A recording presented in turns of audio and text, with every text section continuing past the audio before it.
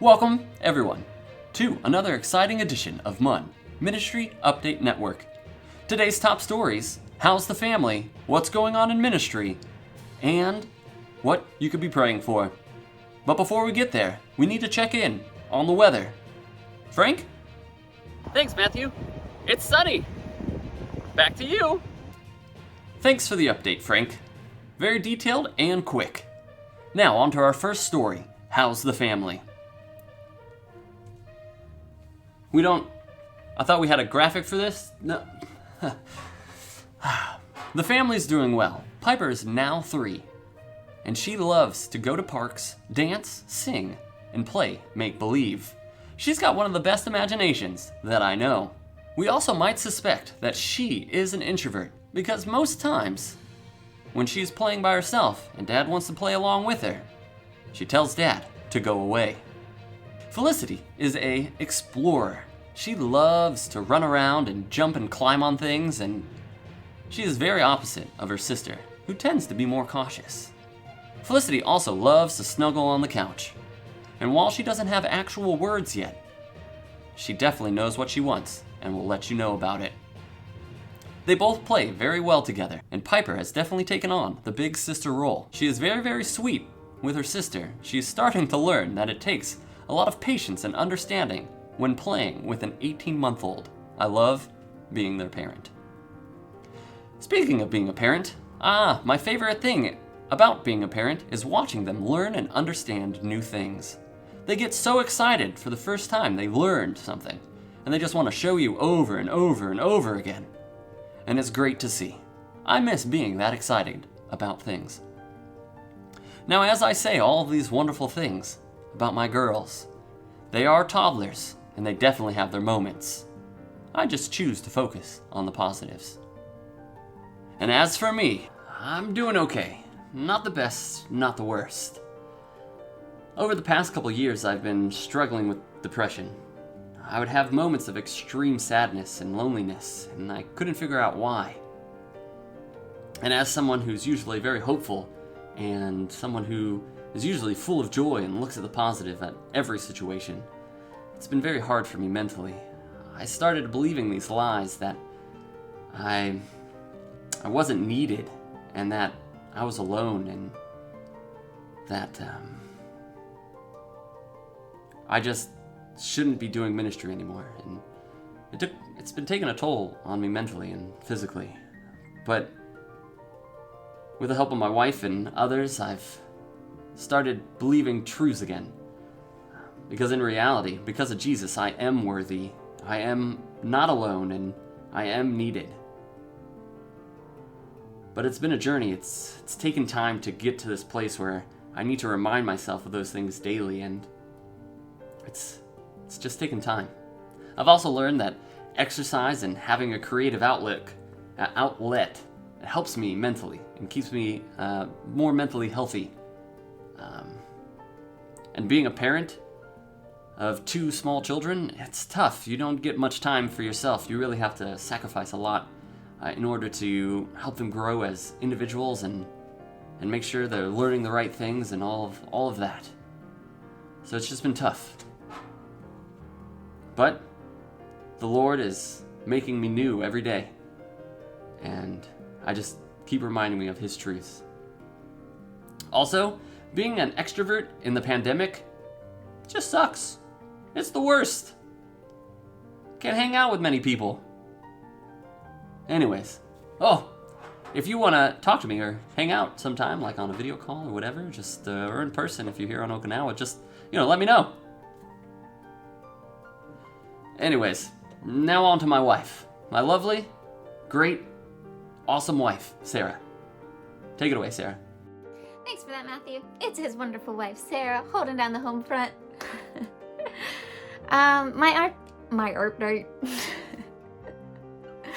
My update is gonna start back 18 months ago when we became a family of 4. It was a pretty rough transition for all of us, I would say.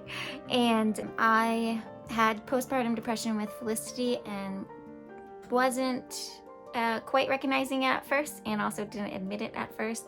So it took me a little bit to admit it, and then also a little bit longer to reach out for some help in battling that. And then I started to get into a better place and being able to manage and handle that well when the pandemic hit, which I feel like I just hopped from like postpartum depression to general depression, or just an overall depression, and maybe postpartum never really disappeared. It just kind of blended in. And so that was definitely a struggle. And in the midst of having the pandemic, we also said goodbye to some really dear friends of ours and some teammates of ours that we've been on the island with for 6 years. And so that hit in its own way, on top of a very close family of ours that we said goodbye to. And so we just went through a lot of hurt. Could you say hurt? We weren't hurt by them. I guess it's more categorized under pain, which might be the same thing. I don't know. We're just gonna go with it was difficult. And I felt like we just kept getting hit and hit and hit. So yeah, the last 18 months has been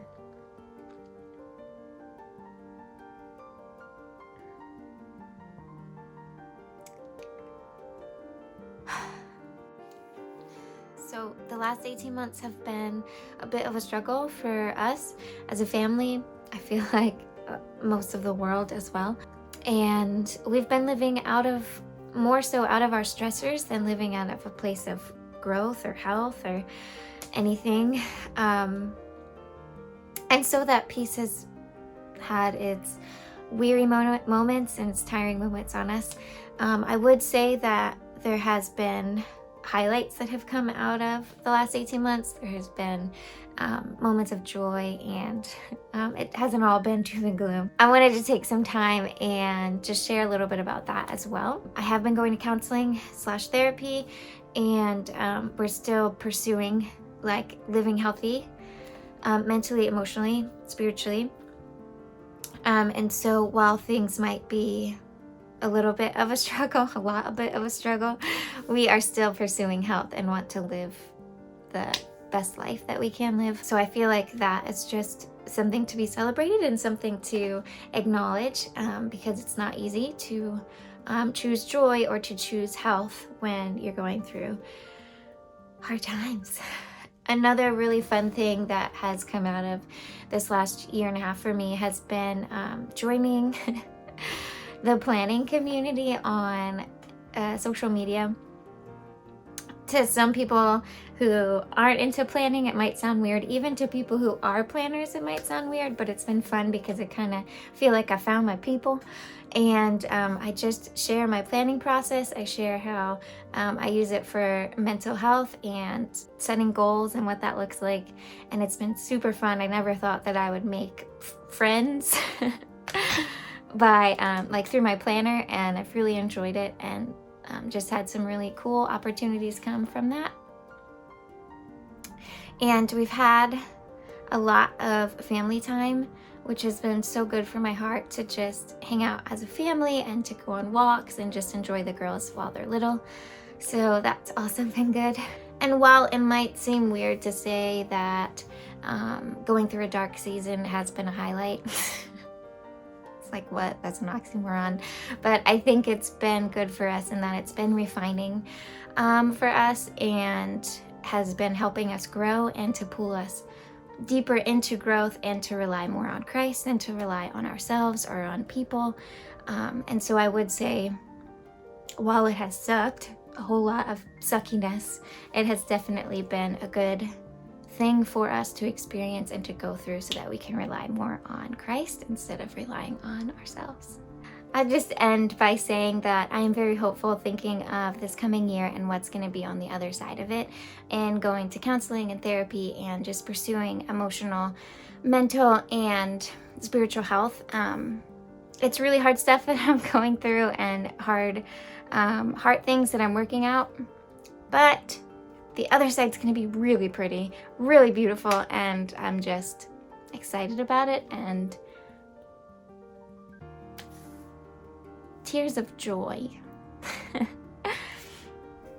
And thinking of the end of the year and what it's going to look like on the other side of healing gets me really excited and hopeful. So while it's really hard and I can't say that I'm always enjoying life, I am thankful for what's waiting and also what is happening to my heart right now.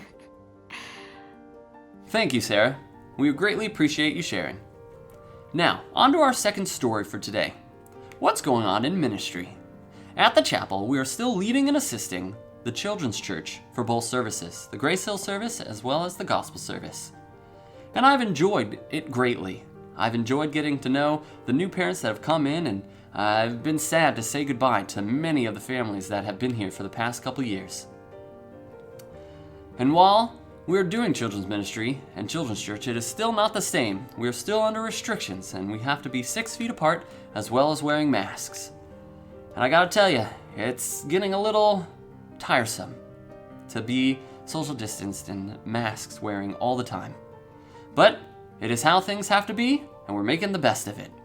We do long for normal ministry, though. Awana, Family Style Awana, started back in October. We have been going strong, meeting weekly. And I'd have to say that if I had to choose it all over again, I think I'd choose to do normal Awana, or try to figure out how to do it. Not saying Family Style Awana is bad or it didn't work out. It's just not the same as normal Awana. I think the families and I have enjoyed spending time together, learning memory verses and learning and engaging with the Bible. I've enjoyed it. I just think I would do a family style Bible study next time over doing Family Style Awana. It's just not the same, but it's been good. Bible Story Time is a video series that I started back in January. It's aimed to be a tool used by parents to disciple their kids. I try to make the Bible stories fun and engaging, and I try to be silly and goofy, and I give parents discussion questions and moments to read from the Bible together. I've seen a great reach with social media during the pandemic, and I thought to myself it would be foolish for me not to continue to engage in this. And because I like making videos and talking, I decided to make Bible Story Time. I'd love to hear your thoughts on it and hear any feedback that you have. You could do that by emailing me or leaving a comment below this video or any of the other videos that you watch. I'd greatly appreciate it. Also, if you have any questions about Family Style Awana or chapel ministry, please give me a little comment below, or reach out to me. I'd love to talk about it. And this brings us to our third segment, our third story of the day. How you can be praying. Be praying for the chapel community. We've seen a large number of people PCS from the chapel. And PCS is just a fancy term for moving to another station, another duty station. And because of the pandemic, we've seen a decrease in people coming to the chapel. So please pray for people to want to come to the chapel and build community. You could also be praying for our family. Pray for Felicity and Piper. Pray that they're healthy and that their curiosity continues to grow, and that they learn and they just grow into awesome kids. And pray for Sarah and I that we can live life with 2 toddlers here in Okinawa. Just be praying for that. We're gonna need it. Or we need it.